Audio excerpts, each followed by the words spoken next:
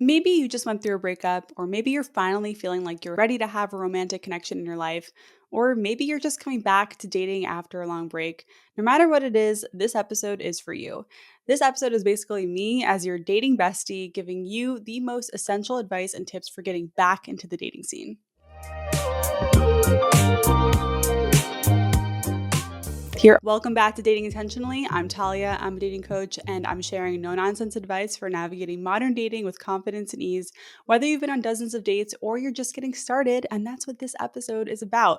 I believe dating can be fun, and hear me out, it can even be fun when you're brand new to it or coming back after a long time out of it. I hear from people daily who are like, I'm recently separated or recently divorced, and I haven't been on a date in 22 years. Or people who tell me that they're 35 and have never been in a relationship and just have no idea where to start. I just want you to know right now that no matter what your story is, you are dateable and you are normal. This episode is your guide to dating for the first time or getting back into it after a long break. Maybe you've decided to focus on yourself. Maybe you're coming out of a long relationship. Maybe you've never been on a date in your life. Whatever it is, this is for you. And even if you've been actively dating, I think this will be a great refresher for you because this episode is packed with a lot of mindset stuff. Really quick, before we get into it, I just want to remind all daters out there that if you want a free handy guide to get you through common dating scenarios, like how to handle being breadcrumbed, or what to do if you like them but you're not sure if they like you, or how to define the relationship, you can download my free dating FAQ guide. Just head over to intentionally.dating/FAQ or head to my bio link on Instagram and download it there, or you can get it in the show notes. I actively update this guide too. Like it's a live guide. So if there's a common dating scenario that you don't see, you can submit it and I will add it to the guide. Once again, you can get that at intentionally.dating/FAQ. So let's just start off by acknowledging how scary dating can be when you've had a long break or you're returning to it after a long relationship.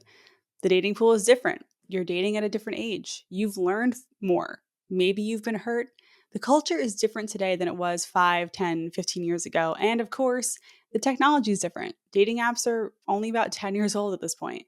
I get that it's overwhelming, and I want to reassure you that one, you're smart and you can figure out dating apps.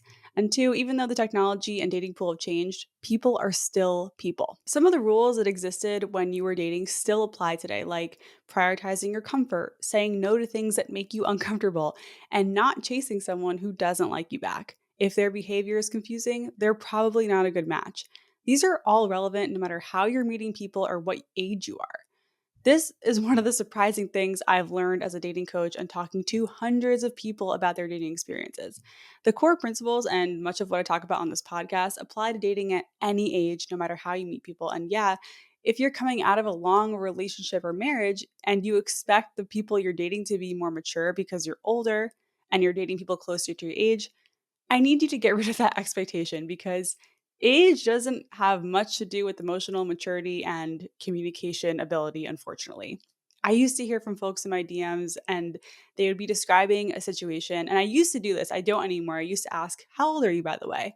And I would be shocked to hear that some of the behavior I expected from a high schooler or like someone in their early 20s would be coming from like people in their 50s.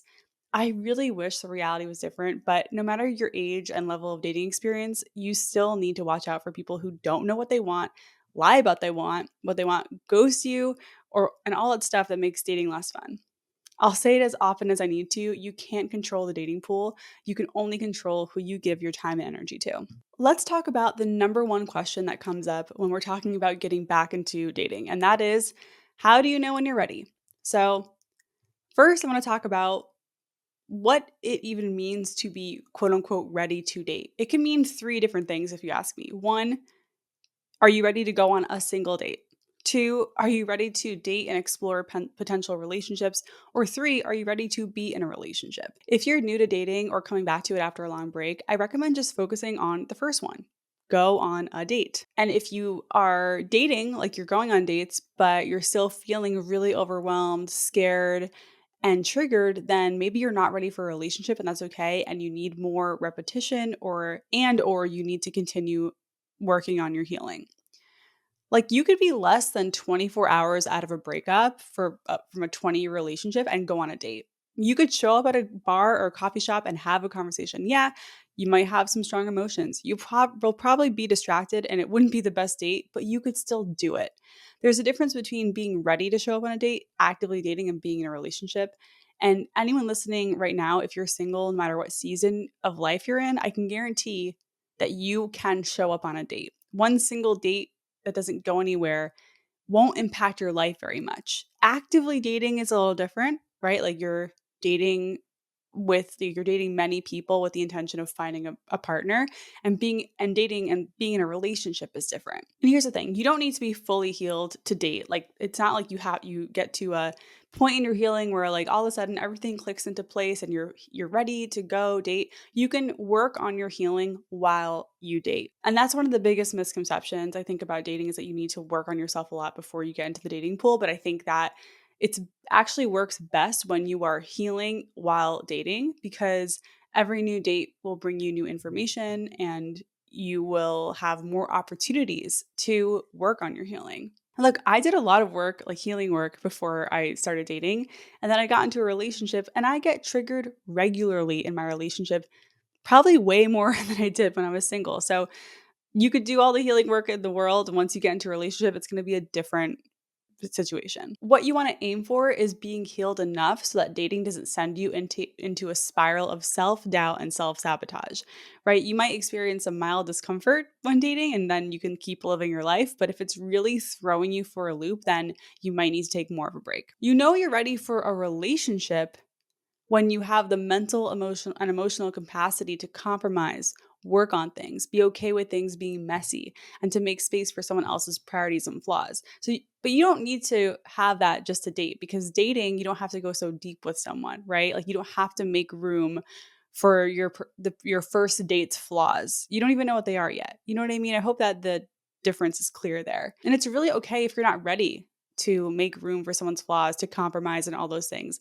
I wasn't ready for a long time. So generally, I just invite you to reframe being ready to date. You don't need to be ready for a relationship to be ready to date. And just because you go on a few dates this month doesn't mean you will be automatically committed. As I said, you won't trip and fall into a relationship.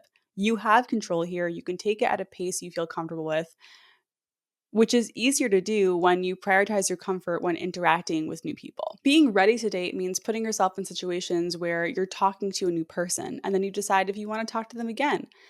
Let me say that again. You get to decide if you want to hang out with them again. You don't have to do anything you don't want to do in a dating scenario. Just to recap, if you want to know if you're ready to date, go on a date. See how you feel. If it throws you into a spiral of self-doubt and all those negative things, you're probably not ready to keep dating, and that's okay. If you only feel it, mildly uncomfortable, but you still feel like it was worthwhile, then great, green light, you're good to go. How you get that date will probably through dating apps, and we will talk about that in a bit. So first, I want to cover some mindset tips for getting back into the dating scene. And if you're watching on YouTube, Coconut has entered the chat. Okay. When I asked you about the challenges of dating, something that came up was navigating fear and worry around dating. And I got messages saying things like, I'm scared my date will expect immediate exclusive commitment after one date, or I worry I'm not enough and that people will judge because I'm not experienced with dating. And I fear people telling me that they want something serious and then changing their mind. These are all valid fears. Dating makes you feel so vulnerable and emotionally naked. If you have these fears, let's address them. One, just because someone expects something of you, like being exclusive after a first date, that doesn't mean you have to go along with that. You get to take the pace you feel comfortable with, and hopefully you find someone who naturally aligns with that. Two, if you fear someone judging you for a lack of experience or something else you're insecure about, I want you to realize that this is a projection in the making. Like, you may be judging yourself for these things, but that doesn't mean your date will. A lot of people do not care about lack of relationship experience. The smart ones will get that not everyone prioritizes relationships in our teen years or 20s or even our early 30s, and that's okay. And three, you can't control other people. People will change their minds, ghost you, or lie, and we really just can't control that. We can only learn to recognize these things and move on with grace. Another part of addressing these fears is reframing the point of going on dates when you're just getting back into it. The point of going on those first few dates, if you're starting over in the dating pool, is literally just to go on dates. It's to build the muscle. It's just to prove to yourself that you can go on a date and come out of it okay. Go have boring, awkward dates that don't go anywhere. I know, it sounds like a waste of time, but hear me out. It will show you that dating is doable. It will show you that you don't have to impress anyone out here. It'll show you that there are people out here to date, like you have options, and it'll give you confidence that you can date. And that's why, look, building that confidence is key. That's part of why it feels so overwhelming. I would love for you to accept that when you start out, it's going to be clunky, it's going to feel weird, and you probably won't click with anyone right away. And that's okay. I think this is a necessary stage to get through. Think about what you do for work. Think about your first day on the job, your first week. Was it really fun? Did you feel confident right away? Probably not. You have to take a few weeks to learn the systems and figure out how things work with your team. Honestly, I think it's the same for dating, and I don't know why we expect to just be good at it on the first try. Even if you're coming back to dating, right? It's different now. You have different experience now. It's okay to have some first dates that don't go anywhere, because if you find that you have a lot of anxiety about dating, like you have first date jitters like really badly to the point where it takes you out of your day, or you're just so anxious about the future, maybe just the repetition of dating should be your goal, not getting into a relationship. And one last thing I want you to accept is that failure is the default of dating. Okay. That means most people you meet and most dates you go on won't turn into anything. Once you accept this, you'll feel a lot less pressure for things to work out. I know you might be like, well, Talia, what's the point? The point is to learn about yourself and to practice dating to build confidence. Every date that doesn't work out is just more information, it's more experience, and it's another chance to learn about yourself and how dating works. That's a huge win in my eyes. Just to recap these mindset tips, I would love for you to remind yourself over and over that a first date is not that deep. Everyone shows up slightly nervous, and the point of a first date is to see if there's a good vibe between you and the other person. That's it. Okay, let's come back to what I said earlier about making these dates happen. So, if you are seriously brand new and you haven't even gone on a date in forever, let's talk about getting that first date. You might be asking yourself, how do I even meet people? You have a few options: dating apps and meeting online, singles events, setups and matchmaking, or just trying to meet someone organically in your day to day life. So, let's break it down. Dating apps are the easiest. Why? Because you can set up dates from your couch in your sweatpants. If you want dating app tips, I highly recommend checking out my episode with dating app expert Jenny Deal. And I also recommend following Erica Etten, and that's at a little nudge. That's her handle on Instagram. She has incredible advice for dating apps, and I even have an interview coming out with her soon. I also want to make sure that you know, listener, that you can use dating apps at any age. Yes, even in your 60s and up. My dad is 64 and on the dating apps. So just keep it in mind. You can meet people online in other ways too. It doesn't have to be the apps. You can meet people on Instagram, TikTok, Reddit, even really any site or app where you're interacting with other users. It's just a matter of sliding into their DMs. And I personally haven't ever arranged a date this way, but I know it's a thing. Just letting you know it's an option. Like you can meet someone online, but not on a traditional dating app. Then we have singles events. These are your speed dating events, singles mixers, and stuff like that.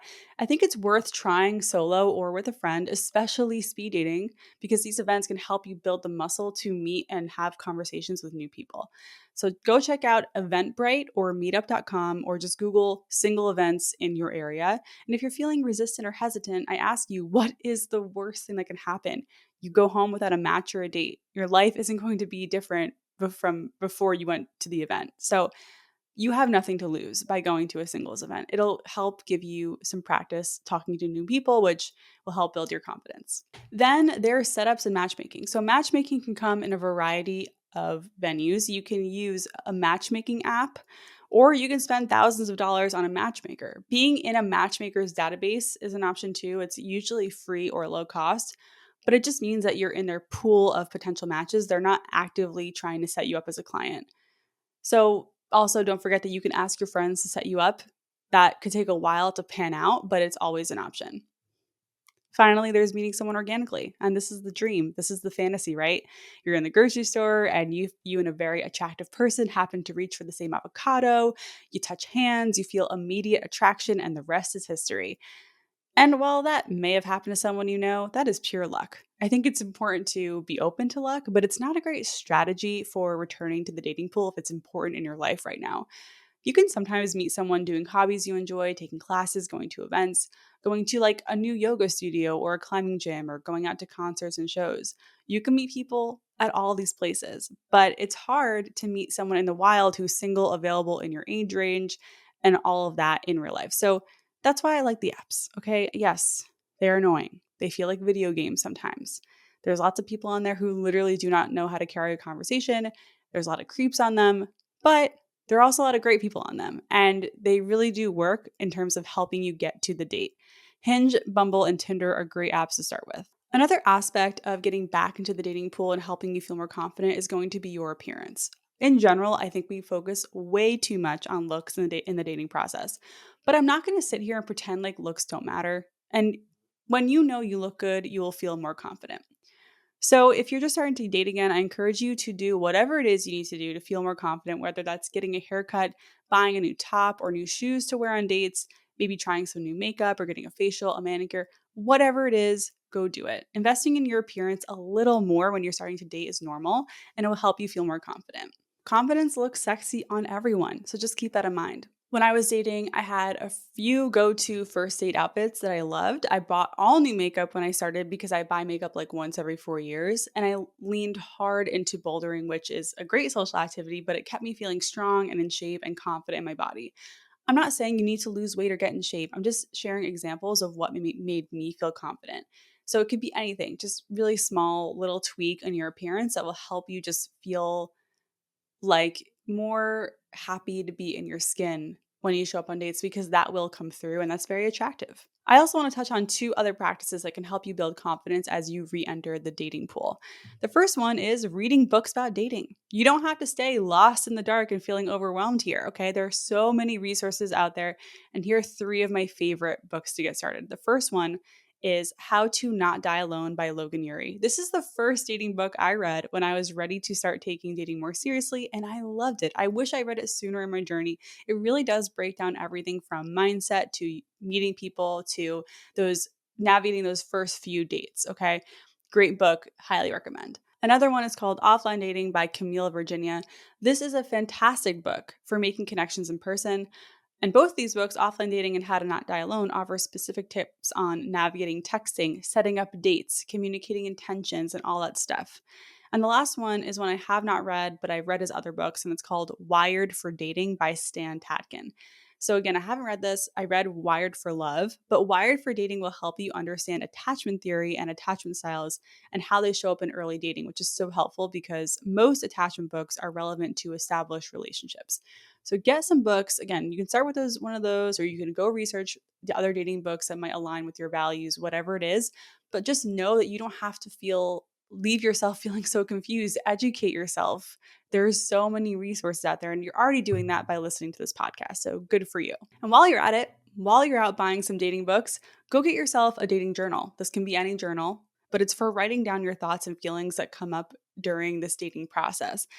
And this is going to help you feel more grounded and confident in your journey as well. As you dip your toes into dating, being mindful through journaling will help you make sense of your feelings. It'll help you feel less messy in your brain. Having this outlet will help you feel more grounded. Reflect on your fears, hesitations, what memories or triggers that are coming up for you, questions you have, your reactions to things. Journaling might not change anything, but it's better than keeping it all inside. It's easier to sort yourself out once you've gotten your thoughts on paper. So maybe you're into journaling, maybe you're not, but please don't skip this one. And that is setting your intentions. Okay. Here's the thing. Let's just say, if listener, that you intend or you want to get married. Okay, that's kind of what your dream is or your goal is, that you want to get married. But if it's not your dream, let's just say long-term partnership. To get married, you need to be in a relationship with someone who's compatible with you. For that to happen, you need to know a compatible person when you meet them. And for that to happen, you need experience in dating. So we're reverse engineering this. But for that to happen, you need to go on dates. So even though your intention might be to get married someday or find that long term companion, maybe that's too much pressure for you right now. Maybe that hanging over your head is not helping. A better immediate intention would just be to figure out dating so it's not so scary and overwhelming. It's going to be really hard to find a great compatible partner in the process if dating terrifies you. If you're coming out of a dating dry spell or out of a long relationship, whatever your situation is, set an intention around setting up and going on at least one date in the next couple weeks. Keep it simple and see how it feels. You got this. So, we've talked about what it means to be ready to date again, where to meet people, what to expect, and ways to support yourself in this process. I want to share a little bit about my experience jumping back into the dating pool at age 29 after a 6-year relationship. So, when I broke up with my ex, I intentionally took 3 months to myself. I didn't download the apps, I didn't go on dates, I didn't try to meet someone in real life. When I finally did get on the apps, I started talking to two guys. We'll call them Tinder guy and Hinge guy. I've talked about these guys before, but let's talk about them in the context of this. So I started talking to Tinder guy first, but I met Hinge guy first. So looking back, both of these guys were desperate in different ways. Tinder guy was on the shorter side, 5'6". I thought he was attractive and I'm 5'2", so it doesn't really matter. But he wouldn't shut up about the big house he owned, his lucrative tech job, he worked at Meta, and his Tesla. Classic Seattle. Like, dude, I get it, you're successful.